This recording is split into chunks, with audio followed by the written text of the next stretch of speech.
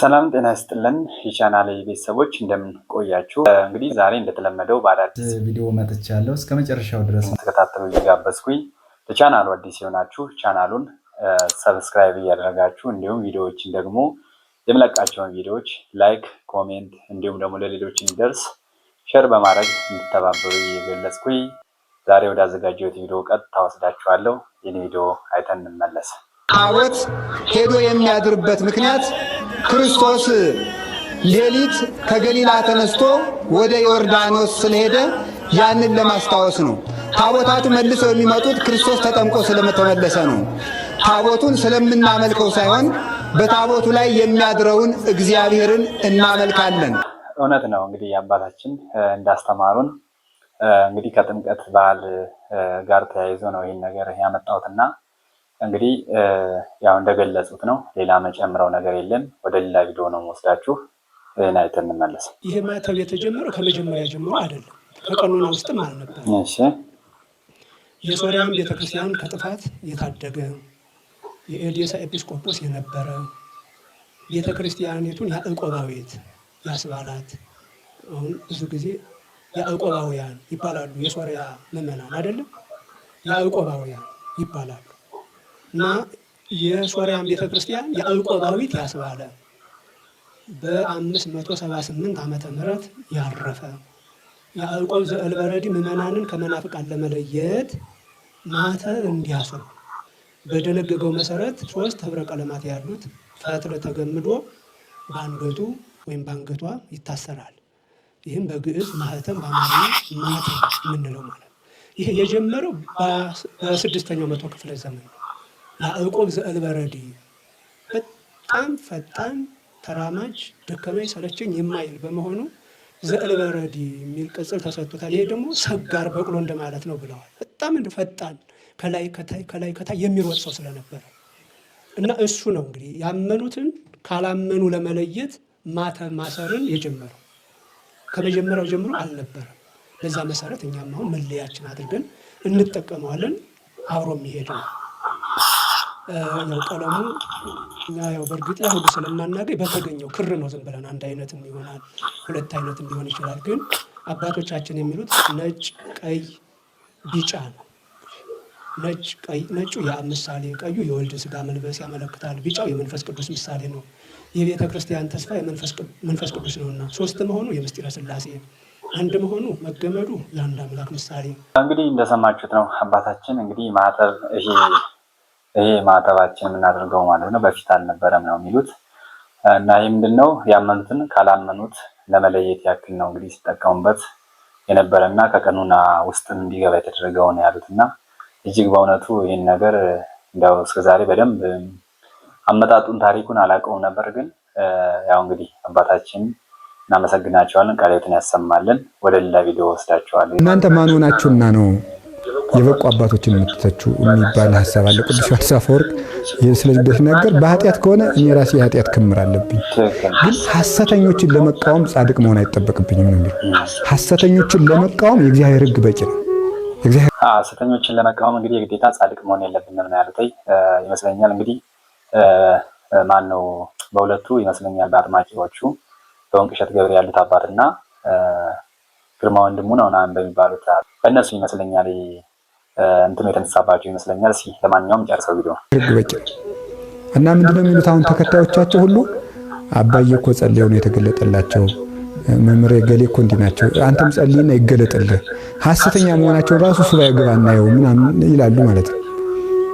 ሕግ በቅተው ያስተማሩን የአባቶቻችን ትምህርት በሐዋርያዊ ትውፊት እናታችን ቅድስት ቤተክርስቲያን በብሉይ በሐዲስ ጉባኤ ቤቶች የምታስተምረው ትምህርት የሕግ መለኪያ ነው።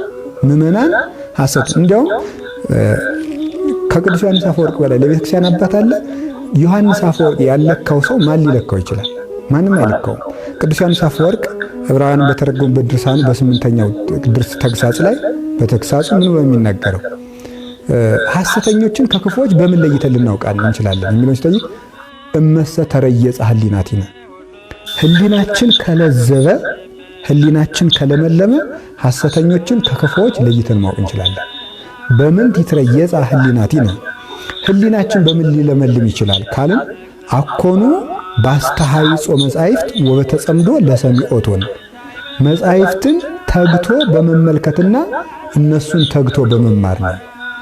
ናጽም ቃላተ መለኮት ከመ ኢይባ በውስቴትነ ቃል ነኪር የባይድ የዲያብሎስ ቃል በልቡናችን እንዳይገባ የመለኮትን ቃላት እናድምጥ ብሎ ይነገራል። ስለዚህ ቤተክርስቲያን ሐሰተኞችን ከእውነተኞቹ ለይታ ለማለይ ለምእመናን እንዲለዩ ሲጀመር እንደው ያስጨንቃል። እኛ የደረስንበት ጊዜ ምን እንደሆነ እንጂ አሁንም ቅዱስ ዮሐንስ አፈወርቅ እንደሚናገረው ለነሰ መሲሐውያን ናይምር ዘይበቋና ዘይመቋና ክርስቲያን እንደው አንድ ሰው ራሱ ዝም ብሎ ምእመን ተብሎ ለመጠራት አንዱ ምልክቱ ምንድነው? የሚረባውን ከማይረባው ለይቶ የሚያውቅ ሰው፣ ክፉን ከደግ ለይቶ የማያውቅ ሰው በቃ ይሄ የነነው ሕዝብ ነው። እለ ይፈለጡ የማኑ ወጸጋሙ ግራና ቀኛቸውን ያለዩ የነነው ሰዎች ነው የተባሉት። እኛ የነነው ሰዎች አይደለም። በነቢያትና በሐዋርያት መሰረት ላይ ቆመን በሊቃውንት ትርጓሜ ቆመን በሰባይታት ደም የታተመች ቤተክርስቲያን ያለችን መዓዛ መነኮሳት ያላት ቅዳሴ መላእክት ያላት ቤተክርስቲያን ነው። ይሄ ትምህርቷ ቅዱስ ነው። ቤተክርስቲያንስ የሚያገለግለው ካህን፣ መነኩሴ፣ ቄስ ኃጢአት ቢኖርበት ስርዓቷ ቅዱስ ነው። በስርዓቷ መለካት ትችላለች። በተጻፈው ትለካቸዋለች እንጂ እንደኛ ታምር ካላደረጋችሁ በምን ልትመዝኑን ትችላላችሁ ብሎ ማጭበርበር ቤተክርስቲያንን ማቅለል ነው። ቤተክርስቲያን ቀላል ሰው ሊኖራት ይችላል እንጂ ውስጧ ውስጥ ቀላል ቀኖና ግን የለም። ቀላል ሃይማኖት፣ ቀላል ቅድስና ግን የለም። ስርዓቷ ሁሉ ቅዱስ ነው።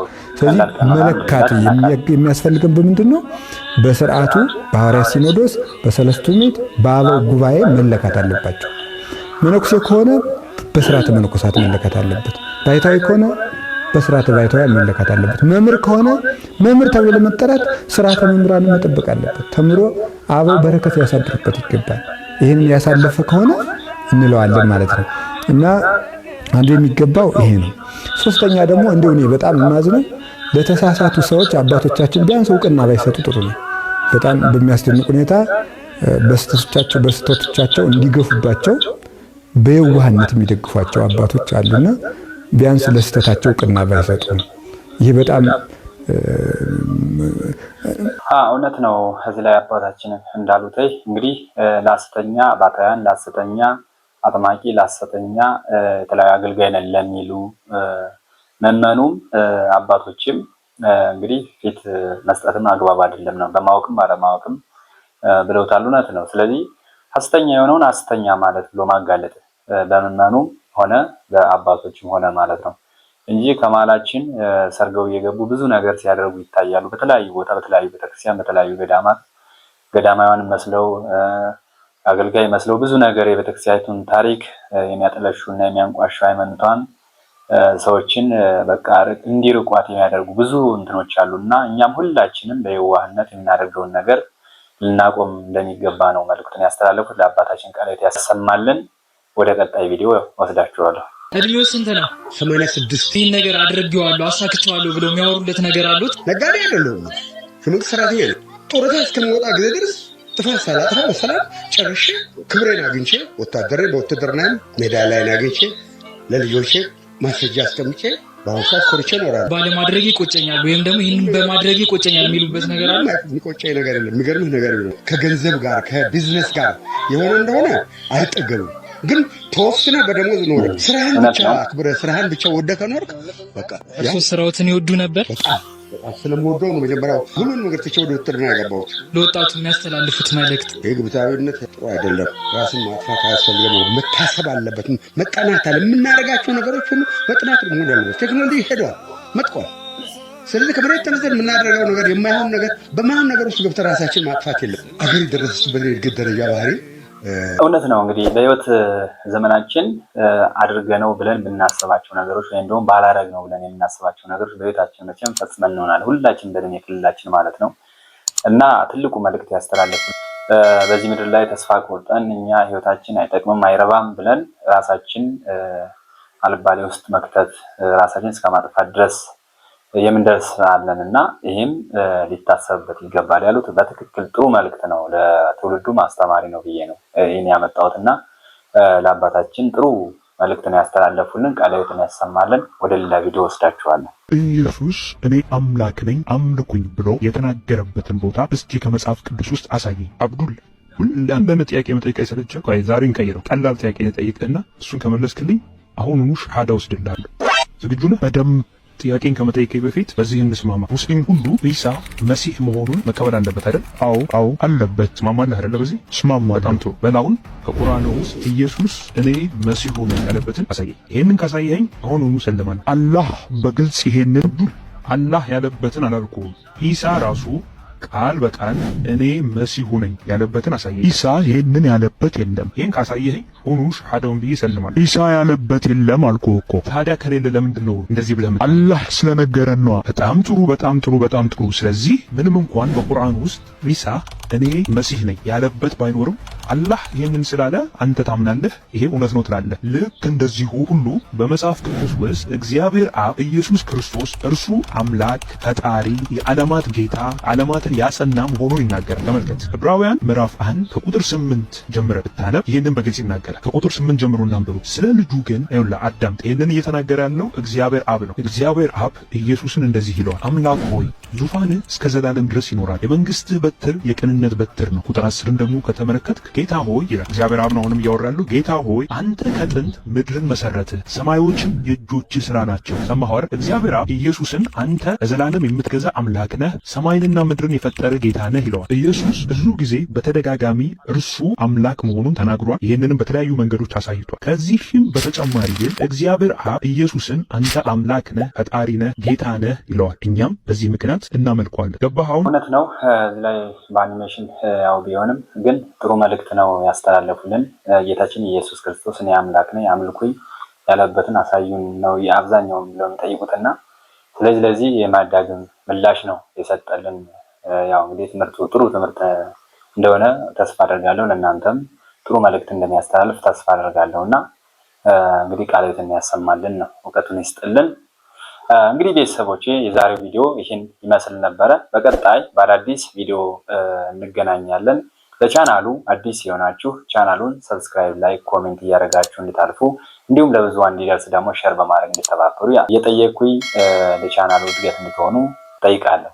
ስለተከታተላችሁ ስላዳመጣችሁ ያመሰግናለሁ። እግዚአብሔር ይስጥልኝ።